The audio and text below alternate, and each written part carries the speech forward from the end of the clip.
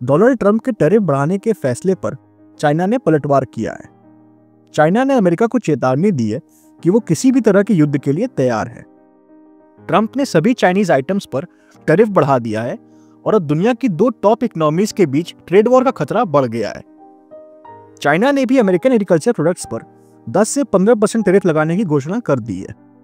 बीते ट्यूसडे को Chinese embassy ने सोशल मीडिया पर एक पोस्ट में लिखा, चाहे टैरिफ वॉर हो, ट्रेड वॉर हो या कोई अन्य जंग, अमेरिका अगर जंग चाहता है तो हम इसके अंजाम तक जंग लड़ने को तैयार हैं। चाइना ने पहले भी कहा है कि वो जंग के लिए तैयार है।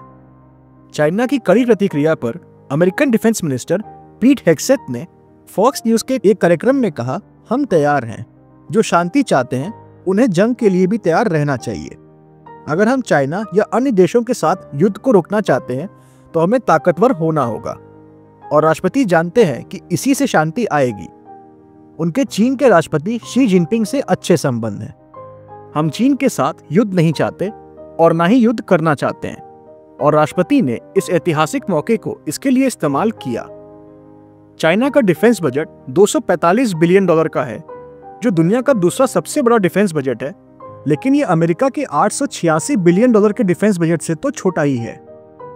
Stockholm International Peace Research Institute के अनुसार बीजिंग अपनी सेना पर जीडीपी का 1.6% ही खर्च करता है, जो कि अमेरिका और रशिया के मुकाबले काफी कम है। हालांकि एक्सपर्ट्स मानते हैं कि चाइना अपने डिफेंस एक्सपेंसेस को कम करके शो करता है। चाइना का डिफेंस बजट अमेरिका की तुलना में अभी भी काफी कम है। हालांकि दुनिया में सबसे ज्यादा डिफेंस एक्सपेंसेस करने वाले देशों में अमेरिका पहले और चाइना दूसरे रैंक पर है।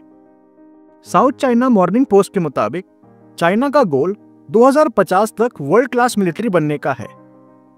साल 2023 में अमेरिका ने चाइना की न्यूक्लियराइजेशन के बारे में आगाह भी किया था। अमेरिका ने अनुमान लगाया था कि चाइना के पास 500 से ज्यादा न्यूक्लियर वॉरहेड्स हैं, जिसमें से 350 तो सिर्फ आईसीबीएम है। अमेरिका की एक रिपोर्ट में कहा गया था कि 2030 तक चाइना के पास 1000 वॉरहेड्स होंगे। अमेरिका और रशिया का कहना है कि उनके पास 5000 से ज्यादा वॉरहेड्स हैं। अमेरिका के पास टोटल 13,043 प्लेन्स हैं, जिसमें 1790 फाइटर जेट्स हैं, 889 अटैक टाइप प्लेन्स हैं, 918 ट्रांसपोर्ट टाइप प्लेन्स हैं, 2647 ट्रेनर्स हैं, 605 टैंकर फ्लीट है और 5843 हेलीकॉप्टर्स हैं।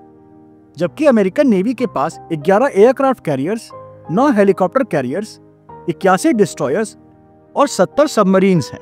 अमेरिकन नेवी की टोटल स्ट्रेंथ 41 लाख टन है और अमेरिकन एयरफोर्स में 7,01,319 एयर सोल्जर्स हैं और वहीं अमेरिकन नेवी में करीब 14 लाख सोल्जर्स हैं और अमेरिकन नेवी की टोटल स्ट्रेंथ 6,67,000 है।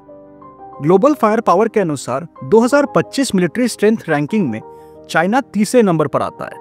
पीपल्स लिबरेशन आर्मी में 25,45,000 सोल्जर्स हैं, वहीं इसकी नेवी में करीब 3,80,000 सोल्जर्स हैं और एयरफोर्स में 4 लाख सोल्जर्स हैं। पीएलए की एयरफोर्स में टोटल 3,309 प्लेन्स हैं, जिसमें 1,212 fighter jets, 371 attack type planes, 289 transport type planes, 402 trainers, 10 tanker fleet और 913 हेलीकॉप्टर्स हैं। रिसेंट के कुछ सालों में चाइना ने अपनी नेवी को बढ़ाने और एडवांस बनाने पर काफी ध्यान दिया है। करंटली पीएलए में 3 एयरक्राफ्ट कैरियर्स हैं, 4 हेलीकॉप्टर कैरियर्स हैं, 50 डिस्ट्रॉयर्स हैं, 47 फ्रिगेट्स हैं, 72 कॉर्वेट्स हैं और 61 सबमरीन्स हैं। खैर, इतना सब होने के बावजूद ये अमेरिका के मुकाबले तो काफी कम है, पर अब देखने वाली बात ये होगी कि आगे क्या होता है। पर जो भी होगा हम आपको अपडेट करते रहेंगे। तब तक के लिए stay happy, stay safe. Thank you.